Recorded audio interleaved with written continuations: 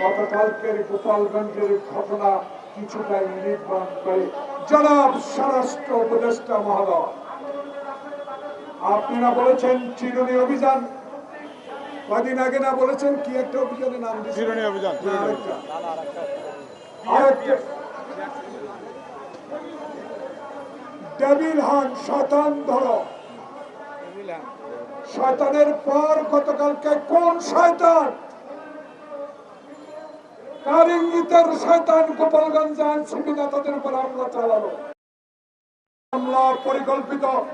এ হামলার সাথে আওয়ামী দুঃশাসনে 1 লক্ষর উপরে পুলিশ যাদেরকে বিনা কারণে ছাত্রলীগ যুবলীগের চাকরি দিয়েছেন তারা এখনো পুনর্বহাল প্রধান জনাব উপদেষ্টা জাহাঙ্গীর সাহেব 11 মাস অতিবাহিত হলো, এখনো কেন এই আওয়ামী প্রেতাত্মারা এখনো সচিবালয়ে, এখনো কেন বিভিন্ন জেলা, এখনো কেন থানায় থানায়?